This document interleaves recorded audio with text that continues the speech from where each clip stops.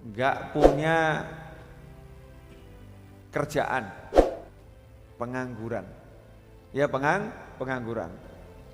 Dia pergi ke tempatnya orang kaya yang punya perusahaan.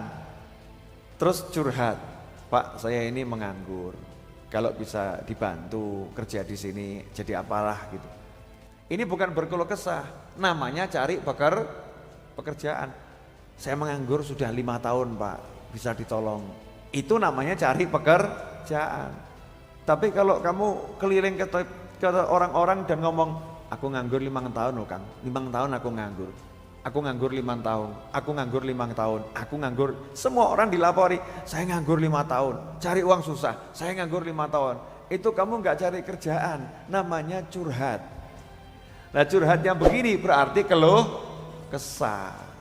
Datang tempatnya kiai, tempatnya ustadz, datang tempatnya ulama, ya, datang tempatnya guru, datang tempatnya habib, nangis.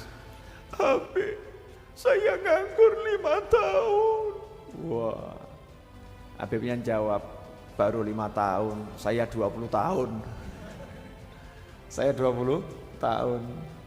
Ya, jadi kalau datang tempatnya ulama, nggak usah lebay, ngomong saja, "Yai, Habib, Ustadz, saya udah 5 tahun nggak kerja, tolong doakan, mudah-mudahan segera diberi pekerjaan." Itu namanya minta doa, bukan berkeluh kesah.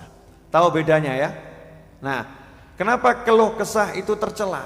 Ya, kenapa keluh kesah itu buruk? Kenapa keluh kesah itu tidak baik? Alhamdulillah, berkeluh kesah.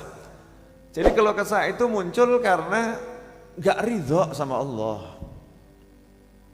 Gak ridho sama Allah. Saya mau nanya, yang ngirim hujan siapa? Yang ngirim angin siapa? Yang ngirim panas siapa? Yang ngirim rezeki siapa? Yang nahan rezeki siapa? Jadi kalau ada orang mengeluhkan, "Panas kok kayak gini ya, panas kok seperti ini ya, aduh panas." Dia lagi protes pada siapa? Protes siapa dia? Kurang ajar enggak?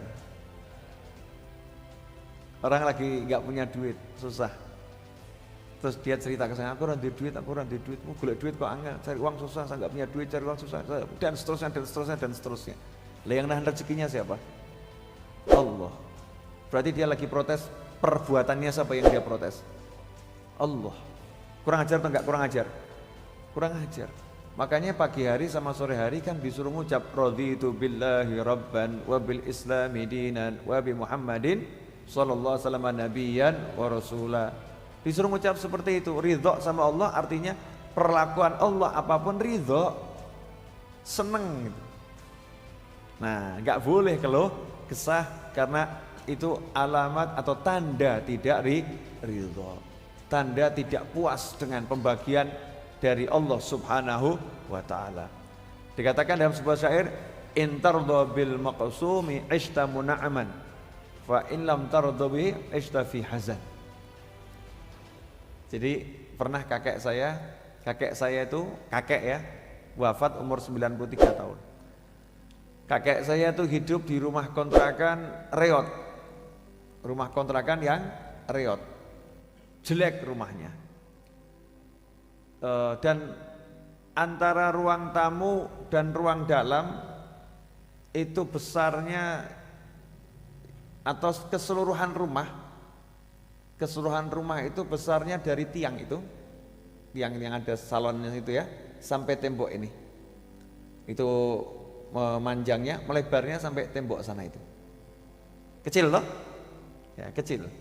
Di bagian sana ada dapur, ada kamar mandi, ada ruang tamu, ada ruang untuk keluarga, ada kamar. Pembagian ruangnya ada. Tapi pembagiannya pakai apa? Pakai kain. Iya, pakai tirai. 93 tahun sudah nggak kerja. Anak-anaknya semua miskin.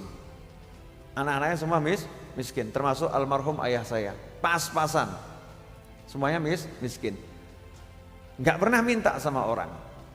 Tapi orang datang ke kakek saya itu banyak. Datang itu ya, minta nasihat dan lain sebagainya. Dan kebanyakan yang datang orang miskin. Ya orang susah. Kalau sekarang kan banyak orang datang ke orang soleh atau orang yang punya ilmu, yang datang orang-orang kaya yang bermasalah, atau orang yang lagi pengen menjabat sesuatu datang. Tapi ini enggak, orang susah, orang miskin datang ke kakek saya. Artinya datang enggak bawa apa-apa, pulang juga enggak ninggali apa-apa. Beda dengan santri kan, kalau santri ke tempatnya kiai kan datang kadang bawa tempe, bawa telo, kadang begitu kan, masih ada yang dibawa. Ini sama sekali enggak bawa apa-apa. Nah terus lihat kondisi kakek saya, tamunya ini jadi heran. Ini Habib rumahnya reot, gak kerja, sudah umur 93 tahun wafat. Waktu umur 90 tahun gak kerja, sudah tua renta, gak pikun. Tamunya nanya atau akhirnya, Bib, gimana keadaan Habib? Jadi tadinya mau ngeluh, gak sido dia. Kenapa? Sing tak tekoni luweh melarat iki. Yang saya datangi lebih susah. Maka nanya sama kakek saya almarhum, Beb, bagaimana kondisimu? Kakek saya jawabannya dengan senyum, karena ya senyum, nggak pernah ruwet gitu, senyum, santai, tenang gitu. Jadi heran tamunya ini. Ngutip syair yang saya bacakan tadi, Intardha bil maqsumi ishta muna'aman, fa in lam takun tardha bih ishta fi hazan.